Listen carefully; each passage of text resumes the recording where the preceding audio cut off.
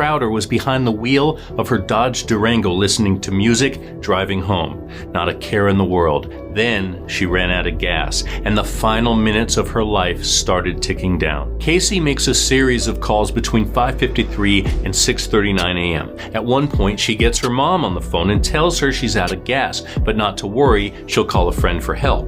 If her friend doesn't pick up, she'll walk to a gas station. But here's the twist. Casey was supposed to be spending the night with her best friend. That's what she told her mom when she left the house the night before. Instead, she went to a party, then stayed over at her boyfriend Adam's house. When she didn't walk through the front door that afternoon, the teenagers' worried parents drove toward Adam's place looking for her. That's when they saw Casey's Dodge Durango on the side of the highway. Hazards flashing, door locked. Their daughter was nowhere in sight. Now it was all about finding out what happened to her daughter after she hung up the phone. A week passed, then they found Casey. 6 miles from Casey's abandoned Dodge, a search party noticed something ominous in the sky. Buzzards circling a section of the canal.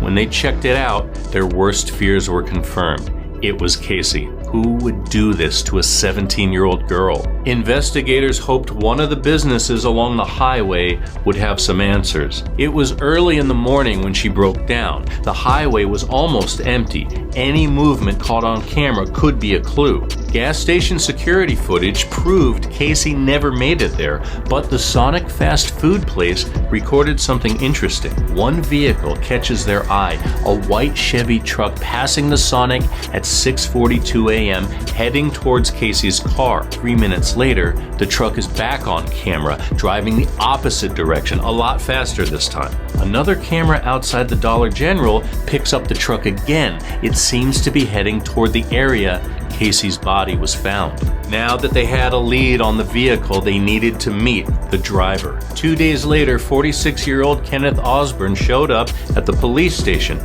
He heard they wanted to talk to him, so he gave his permission to search his house and truck. Kenny was a recent widower with 2 kids, a son and a daughter. He worked as a long-haul truck driver, but his days of crisscrossing the country were over. On September 28, 2006, he was arrested for Casey's kidnap and murder. Phone records showed that around 7 a.m. his phone pinged off a tower near the spot Casey's car was found. Less than an hour later, it pinged again near the spot where her body was found. And here's a strange twist. At 7:04 a.m., Casey's phone attempted to call the number 1550. Was she trying to dial 911? Scratches were seen on Kenny's arms. Did Casey fight back?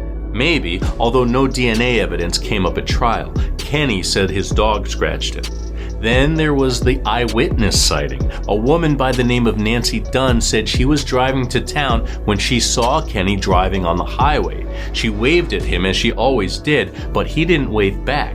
But here's the kicker. Nancy saw a girl next to him, sort of slumped over toward him like she was sleeping. Nancy thought it was Kenny's daughter, who also happened to be Nancy's co-worker at that time. But when Nancy got to work, his daughter was already there. So who was next to Kenny in the car? The second day he was questioned, Kenny confessed to the murder. Officers think he lured Casey into his truck with the offer of a ride to a gas station, intending to violate her. Only 2 people were there that morning, Casey and her killer, so the truth about her last moments might never be known. But there's another victim with a story to tell. Kenny's first attempt was back in 1981, according to a woman by the name of Connie Sparks. She testified her sister was engaged to a then 22-year-old Kenny. 18-year-old Connie was married to a truck driver. One night, she says her husband was out of town for work when Kenny knocked on her door looking for a favor. He needed a ride. His car had broken down on the side of the road. Connie agreed to help. Kenny was her sister's fiance after all. But as it turned out, he wanted something very different from her. Kenny directed her to drive to an isolated spot with no car in sight. When they stepped out onto the side of the road, she says he grabbed her by the and started ripping at her clothes. It's hard to ignore the similarities between Connie's story and Casey's, but some people still think Kenny's innocent. here's why. There are 2 documentaries on this case, one filmed in 2017 as an episode of a true crime series called See No Evil. 2 years later, Netflix covered this case in a series called The Confession Tapes. When Nancy Dunn was asked what color the hair of the girl in Kenny's truck was, she answered black. But Casey had blonde hair.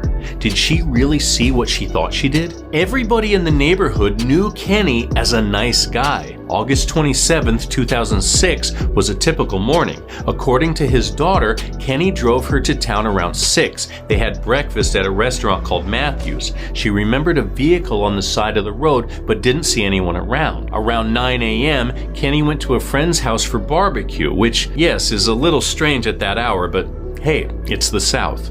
And no one noticed him acting like a man who'd just killed a 17-year-old girl. But then again, if you've got it in you to do something that awful, you can probably put on a smile and chow down on some potato salad. The jury agreed. In January 2008, Kenny was found guilty of capital murder and kidnapping. He got life without parole. But that's not the end of this story. A year later, his conviction was overturned by the Arkansas Supreme Court. Why didn't the first verdict stick? Because of how they got his confession. On September 28, 2006, the cops questioned Kenny in a shed in the sheriff's backyard. Sounds a little bit strange, right? Well, it was, but they said it was to avoid the press at the police station. Now, you probably already know officers are allowed to lie to suspects. It's a tactic. In this case, they told Kenny his truck was caught on a satellite image near Casey's body. And it sort of was, but not for the reason you think. An investigator drove it there and got the picture from a federal agent in an airplane.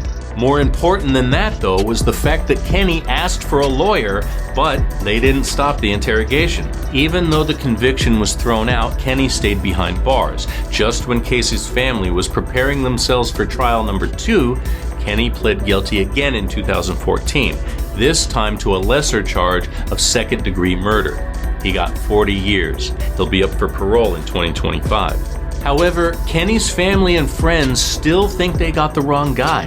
They say investigators used his family to coerce both confessions out of him, implying he'd never see them again, encouraging him to save his family the pain of trial, even hinting they might start to look closer at his son if he didn't confess a second time. Is Kenneth Osborne Casey Crowder's killer, or just another victim?